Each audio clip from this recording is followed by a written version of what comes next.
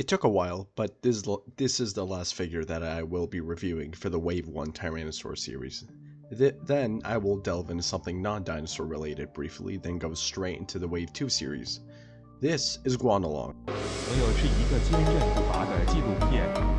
As some of you paleo cucks know anything with an XY or funny combination of letters, it's bound to be Chinese or Asian. Chungkingosaurus, Nashwangosaurus, Nakangia, Namongosaurus, Nipponosaurus, Poyongosaurus, and my personal favorite, Beg.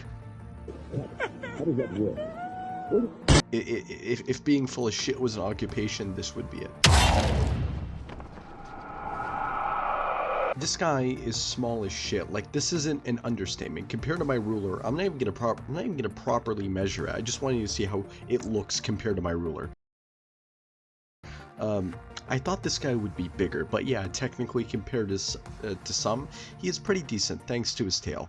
The feathering detail is pretty good, akin to his larger Tyrannosaurus counterpart. His body mold, which I'll dub, will be called the small body, because I'm too creatively bankrupt to think of anything original. Moving on, this body is shared with Proceratosaurus and Susquityrannus and a few others. The tail fin is just like Tyrannus. It has a smaller shape to it, a bit of a spoon. The detailing on the face and the legs sort of fade to obscurity, yet there's slight hints of scales here and there. And the crest, although it screams Protoceratosaur, it feels like less detailed in texture. I can't tell if it has teeth. Even if it did, I'm pretty sure this knowledge won't affect me in any beneficial way, which is disappointing to say for something that is $40 plus. Then again, just me, I'm screaming, I am fine. I hate y'all niggas. Y'all niggas make my ass itch, and I'm talking about for real. My ass itching right now, cause I know some niggas. What isn't fine? The paint, especially around the face. Why didn't you thin the paint? It looks a little sloppy, a little too sloppy, a little bit of a toppy. I'll stop. Other than that, the blue toucan color scheme, it looks fine. The black and white really contrast each other respectfully. The reddish hue on the underbelly complements this figure wonderfully as well, but I wish it was more faded in a way, if that makes sense. The white eyeliner makes it look unique, which I really dig. I really like eyeliner on animals because I find humans repulsive. Hashtag prosecute Cure the Wolf. The hands are the same shade of blue, but faint. The feet or ankles are sort of colored the same color, yet the ankles abruptly stop where the rest of the foot is a light beige, it seems. I don't know how to feel about this. I really don't know how to critique this. It's a little strange. But then again, it's just generally muted colors, and that's the best thing I like about this figure, you know. And flipping it upside down, you can see a bit of stripes, which sort of look nice, but I wish they were more faded in a way. But then again, you know, that's all I have for the paint. Moving on to the next segment. The head is on a separate ball joint. It can move around like this. The neck is on a separate ball joint as well, but due to the sculpt, it sort of restricts itself. Please understand this guy is so small, so handling him is difficult with my skinwalker hands. The shoulders on, Oh no! you know, the ball are on ball joints. What are they like, you may ask? Tight as fuck. The elbow on a hinge joint can bend and swivel. Wrist is on a hinge joint. The thighs are on a ball joint. Knees hinge and swivel. So do the ankles and the toes.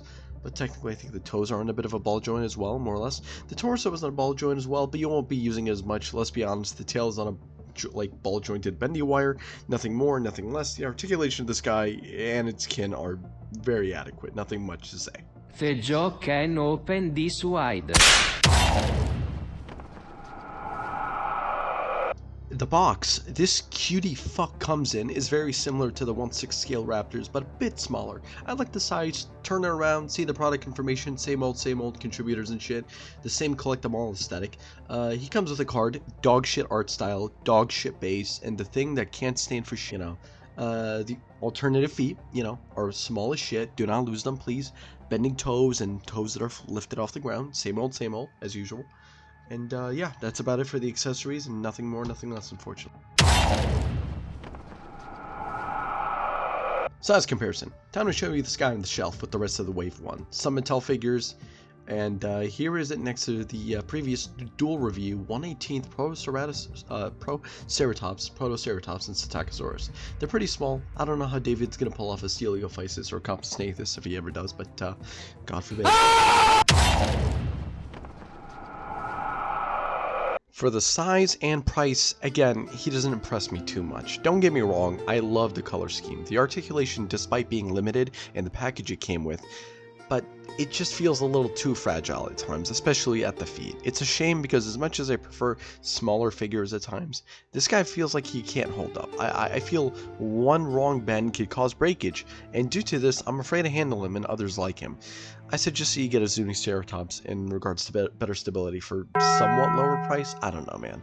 I'm referring to the joints, of course, but I just don't get why we can't have bases that act like cradles to support these figures. But to wrap up my thoughts on the Wave 1, I think it is a fair wave in terms of selection. I mean, yes, I've expressed my disappointment and shame regarding the dinosaurs, and I'm aware of Wave 2 and 3 will have the same issues, and the same criticisms will be applied here.